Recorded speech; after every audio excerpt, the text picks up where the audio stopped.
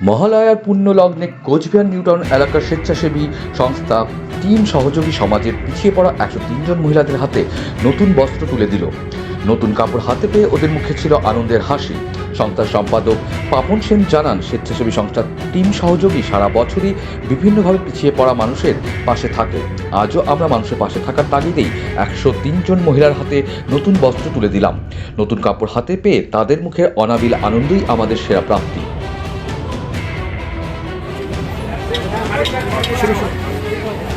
এখানে আজকে সহযোগী পক্ষ থেকে পিছিয়ে পড়া সাধারণ মানুষদের 100টি কাপড় আমরা তুলে দিলাম। আজকে মহালয়ার পুণ্যতিথি, দেবীপক্ষের শুভ সূচনা।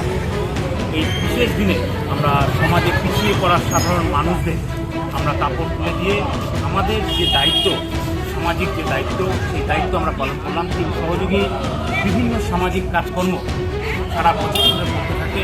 পুজোর সময়তেও আমরা সাধারণ মানুষদের পাশে থাকি।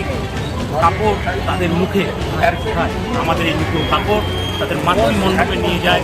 সেই জায়গা থেকে উৎসাহ পেয়ে আমরা সাধারণ মানুষদের অনুদান সংগ্রহ করে আমরা 100টি কাপড় আজকে দরিদ্র সাধারণ মানুষদের হাতে তুলে দিলাম, যাতে তারা আমাদের সাথে বাংলার তথা সমগ্র দেশ তথা পৃথিবীর এই মহোৎসব দুর্গোৎসবে সামিল হয়ে সকলে একসাথে আমরা আনন্দ উপভোগ করি। নিউজ ব্যুরো আপডেট, প্রতিদিন Cooch Behar. Sponsored by Vishal emporium. যুগ বদলেছে জীবনের ধারা। তাই নিজের ঘরকে শৌখিনতায় মুড়ে ফেলতে চলে আসুন। Co-sponsored by